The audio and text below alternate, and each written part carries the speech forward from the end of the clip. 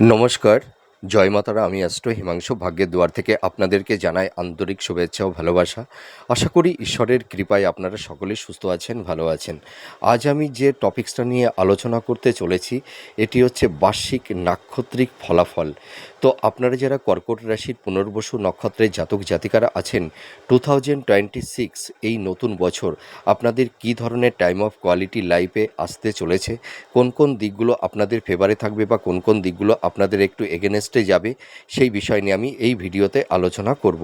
তা প্রথমেই আমরা আলোচনা আসতে পারি যে পুনর্বসু নক্ষত্রটি কী, ঠিক আছে। প্রথমেই আমাদের জানতে হবে যে পুনর্বসু কথাটির অর্থ কী। মানে বসু শব্দটি হচ্ছে কোনো কিছুতে তৃপ্তি, মানে ধনকুবের। আর পুনর্বসু শব্দের অর্থ হচ্ছে পুনর্বান, অর্থাৎ মানে পুনরায় কোনো কিছুর মানে আগমনকে বোঝানো হয়েছে, তার মানে রিপিট, ঠিক আছে। আর এই নক্ষত্রের অধিপতি হচ্ছে দেবগুরু বৃহস্পতি। আর এই পুনর্বসু নক্ষত্রের প্রতীক হচ্ছে মানে তুন, মানে যাতে মানে যেখানে তীর তীর রাখা যায় সেটাকে বলা হয় তুন, ঠিক আছে। আর এই রাশির অধিপতি হচ্ছে চন্দ্র, তার মানে চন্দ্র এবং বৃহস্পতির এই দুটি প্ল্যানেটের এক্সিস্ট ফলাফল কিন্তু পুনর্বসু নক্ষত্রের মধ্যে দেখতে পাওয়া যায়। আর এই নক্ষত্রের মানে বিস্তার হচ্ছে বায়ু ও জল তত্ত্বের মধ্যেই এই নক্ষত্রটি বিস্তার করে থাকে। তা পুনর্বসু নক্ষত্রের জাতক জাতিকারা এরা সাধারণত ভীষণ ধার্মিক, আধ্যাত্মিক, জ্ঞানী, হ্যাঁ। এদের মধ্যে একটা পজিটিভ চিন্তা ভাবনা এদের মধ্যে দেখতে পাওয়া যায়। আর এরা একটু ভাবুক প্রকৃতির এবং একটু ইমোশনাল হয়ে থাকে। আর এদের মধ্যে একটা দার্শনিক মানে চিন্তা ভাবনা লক্ষ্য করতে পারা যায়।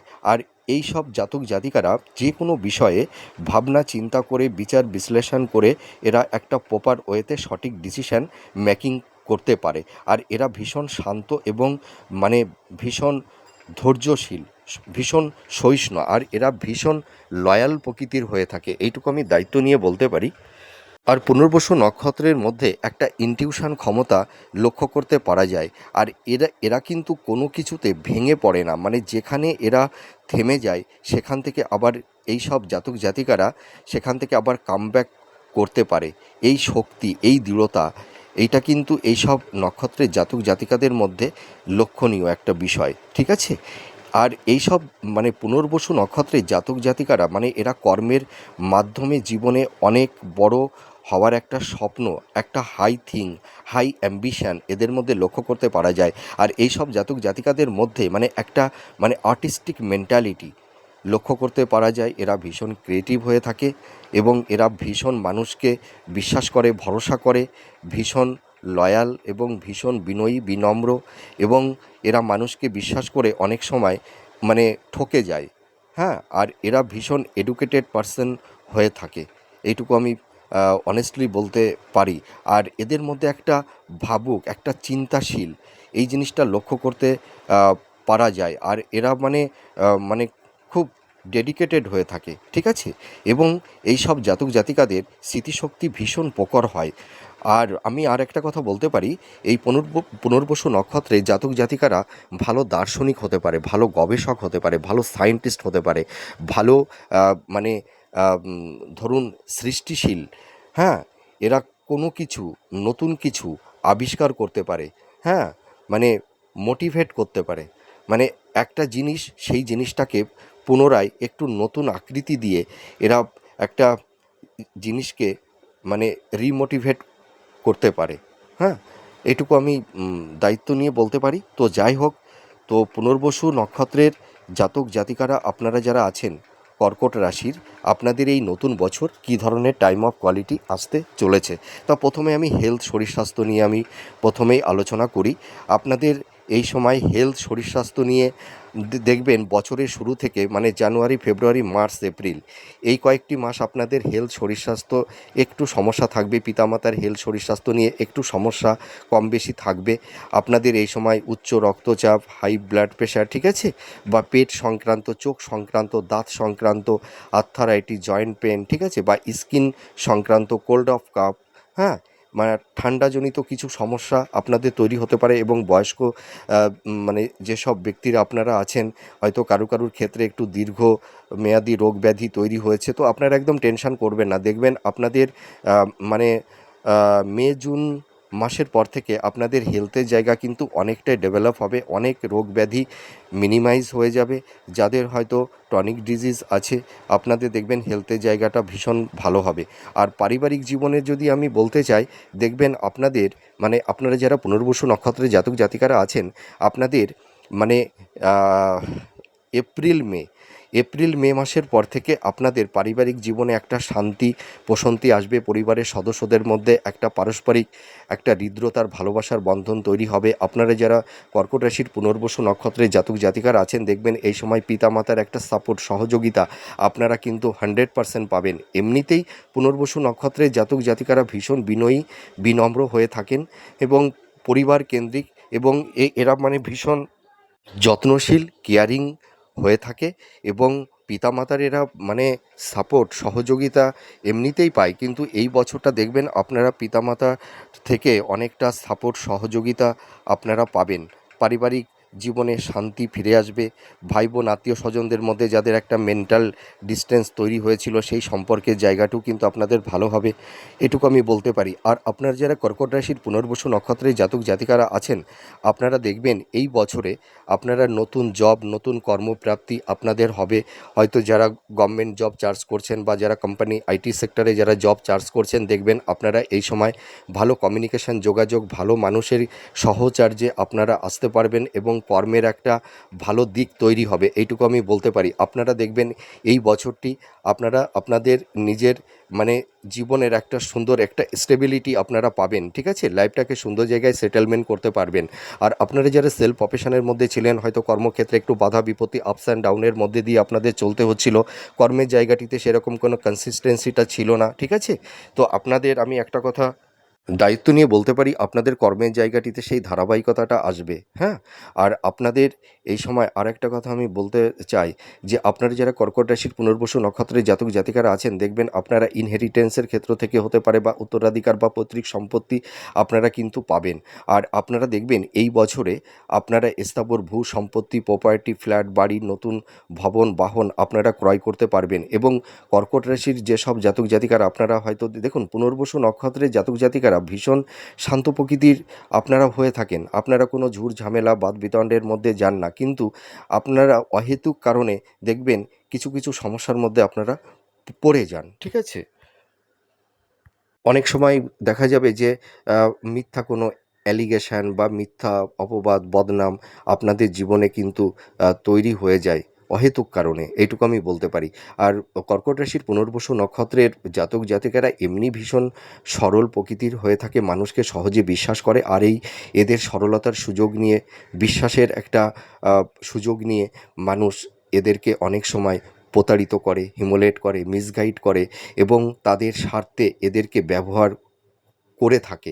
স্বার্থ ফুরিয়ে গেলে তারা কেটে পড়ে, এটুকু আমি দায়িত্ব নিয়ে বলতে পারি। তো আপনারা যারা কর্কট রাশির পুনর্বসু নক্ষত্রের জাতক জাতিকারা আছেন, আপনাদের কিন্তু এই বছর মানে যাদের হয়তো দাম্পত্য জীবনে একটা টক্সিক পরিবেশ পরিস্থিতি, স্বামী স্ত্রীর মধ্যে আর্গুমেন্ট কমপ্লিট, ঠিক আছে, এই ধরনের একটা টক্সিক পরিবেশ পরিস্থিতি যাদের তৈরি হয়েছিল, দেখবেন আপনাদের দাম্পত্য জীবনে সেই শান্তিটা ফিরে আসবে। স্বামী স্ত্রীর মধ্যে একটা ভালো সাপোর্ট সহযোগিতা আপনারা পাবেন, আপনাদের বেড সুখ শয্যা সুখ আপনাদের ফিরে আসবে। আর যাদের হয়তো দাম্পত্য জীবনটা হয়তো ডিস্ট্রয় হয়ে গেছে, ভেঙে গেছে, হয়তো স্বামী স্ত্রী বা একে অপর থেকে আপনারা দূরে থাকছেন, বা কেউ কেউ হয়তো ডিভোর্সের কেস হয়তো কোর্টে চলছে, ঠিক আছে, আপনারা দেখবেন এই বছরে আপনাদের যে ডিভোর্স সংক্রান্ত যে কেসগুলো কোর্টে চলছে, আপনারা দেখবেন সেই আইনি সমস্যা থেকে আপনারা পরিত্রাণ পাবেন, ঠিক আছে, ডিভোর্স আপনাদের হয়ে যাবে এই বছরের মধ্যেই। আর আরেকটা কথা আমি বলতে পারি, আপনারা যারা কর্কট রাশির পুনর্বসু নক্ষত্রের জাতক জাতিকারা আছেন, দেখবেন আপনাদের জীবনে নতুন মানুষের মানে ভালো মানুষের সান্নিধ্য আপনারা পাবেন। যাদের সংসার হয়তো ভেঙে গেছে, ঠিক আছে, হয়তো আপনারা যারা ভীষণ একাকিত্ব নিঃসঙ্গতা জীবনযাপন করছেন, তো আমি একটা কথা বলতে পারি, যে মানুষের দুঃখের পরে কষ্টের পরে ভালো দিন ভালো সময় আসে।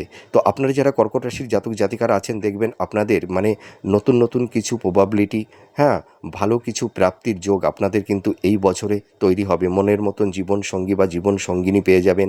যাদের লাভ রিলেশনের জায়গাটিতে কারুর ক্ষেত্রে একটা টক্সিক কমপ্লিট, হ্যাঁ, এই ধরনের একটা পরিবেশ পরিস্থিতি তৈরি হয়েছিল, হয়তো কারুর ক্ষেত্রে একটা ব্রেকআপ হয়ে গেছে, কিন্তু আমি আপনাদেরকে একটা দায়িত্ব নিয়ে কথা বলতে চাই যে এই বছরে দেখবেন মধ্যভাগের পর থেকে, ঠিক আছে, আপনারা দেখবেন আপনাদের জীবনে নতুন মানুষ আসবে, মনের মতন জীবনসঙ্গী বা জীবনসঙ্গিনী পাবেন। আর যারা হয়তো দীর্ঘদিনের একটা রিলেশনের মধ্যে আপনারা মানে আছেন, স্টে করেছেন, ঠিক আছে, আপনাদের দেখবেন এই লাভ রিলেশনের জায়গাটিতে আপনাদের বিবাহের একটা বন্ধন তৈরি হবে। আর আপনারা যারা কর্কট রাশির পুনর্বসু নক্ষত্রের জাতক জাতিকারা আছেন আপনাদের দেখবেন এই বছরের মোটামুটি এপ্রিল মে মাসের পর থেকে জানুয়ারি ফেব্রুয়ারি মার্চ এপ্রিল, ঠিক আছে, এপ্রিল মে মাসের পর থেকে আপনাদের বিবাহের জায়গাটি কিন্তু খুব শুভ হবে।